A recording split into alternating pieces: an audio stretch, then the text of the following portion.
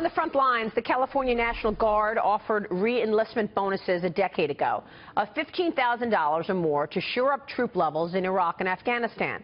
But now the Pentagon says it wants the money back, placing an economic hardship on our veterans. We want to bring in two veterans impacted by this decision, Sergeant Robert Richmond and Sergeant Bryan Strother, joining us right now. Good to see you both. Thank you so much for joining us, sir.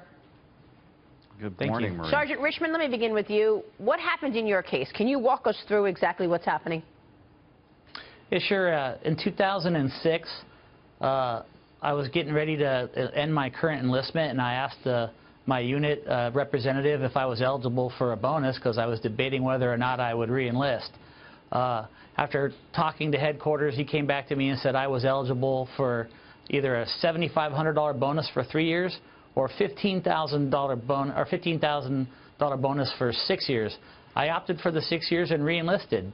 10 years go by, and I receive a letter from the Department of Defense stating that my bonus was given to me illegally and that it was against the National Guard policy, and I had to immediately repay it, or they'd turn me over to the credit agencies and the Treasury Department for collection. And I assume part of the reason you even served, in addition to wanting to serve your country, was the idea that you were going to see this bonus. Oh, absolutely. There was definitely, as a soldier, I've served my country willingly all along. But the bonus offer was there, and there were other offers on the civilian sector. I'm a Special Forces soldier, and there were a lot of contracts I could take as a civilian and make a lot more money. But the camaraderie, working with my men, and then the offer for the $15,000 bonus were enough for me to make the decision to stay with the unit. Unbelievable. Sergeant Strother, you filed a federal class action lawsuit in federal court about this. What's the latest on your lawsuit, and walk us through your experience? Yes, Maria, and first and foremost, we wouldn't be sitting here without the free assistance of Daniel C. Willman, the attorney involved. My experience is very similar to Robert's. Was ordered to a retention seminar in 2007, had just returned from a Middle East deployment less than a year earlier, was offered all these bonuses, student loan repayments, and it was by a one-star general. There was about 300 combat veterans there. It was an assembly line of paperwork.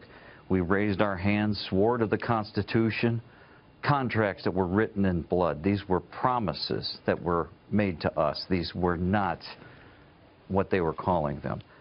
Shortly after, 3 months after, I received orders to Iraq, was sent to Iraq. My welcome there was mortars right when we landed, and came back, and they stopped paying. 5 years later, after contacting my Congressman McClintock, he got a hold of the National Guard Bureau out here, and they finally sent this recoupment letter, a form letter they were sending out to everyone that was so impersonal. It started off accusing us of being in violation of state and federal laws just for re-enlisting, and ended with you can contact an attorney or a chaplain. And then it was an endless nightmare of appeal after appeal. I actually just received a denial of appeal letter of the student loans, although they've forgiven me in August, and strangely enough only after we filed this class action lawsuit in February, of the $15,000 bonus. I still owe $3,000 of the $12,000 that we contracted to pay. Wow. And they just denied that. Gentlemen, I want to thank you both for your service. It's Tony Saig and Sergeant Strother. Good for you. Keep fighting that fight. Sergeant Richmond, I want to go to your case really quickly. You were deployed as a Special Forces person down to what was called the Triangle of Death, 60 miles south of Baghdad, where you conducted hundreds of missions against insurgents. I don't think people understand the kind of sacrifice you made by selecting to go back, and you were given a certain promise.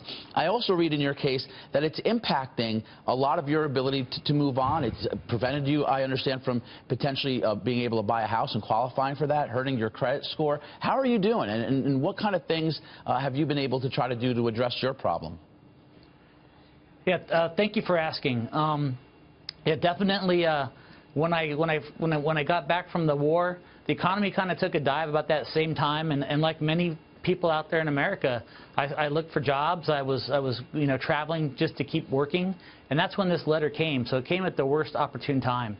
My medical insurance was expiring, and I basically was with the railroad and was furloughed. At being furloughed, I had some money saved up. I was always a responsible saver. I had good credit. I had an 800 credit score. I've always paid my debts. And I decided to make an investment in a building and a means to flip a house to provide for my family.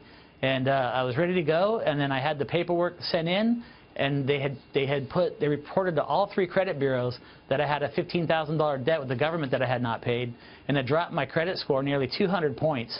And I lost the money for the loan. I ended up working on this place for interest, and I wasn't sure what I was going to do. There was a time where things got so tough, the wife and I almost thought about literally divorcing so that we could get medical care for our kids, because I own the house, and we weren't sure what I was going to do. With the Obamacare, we went online and just tried to figure out what we were going to do. Eventually, we got some insurance, and then I just put it on the job hunt and had to move to Texas to support my family. Once I got to Texas, now that I'm here, my family's away again, I'm trying to get a home loan. And my credit score is so low that I've been struggling just to get a VA loan, an alienated right that you get from serving in your country. Incredible.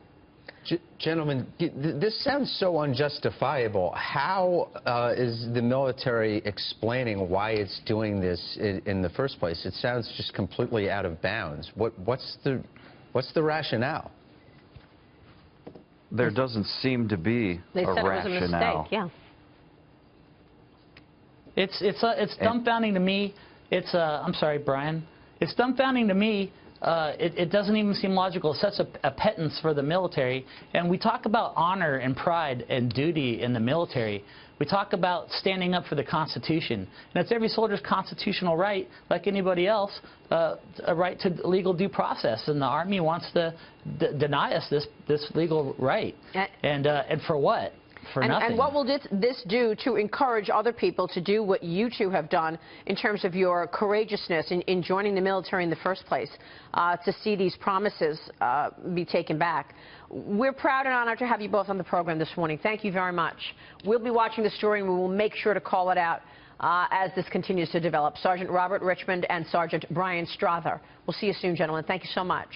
Thank you, Maria. And thank you for your phenomenal service to our country.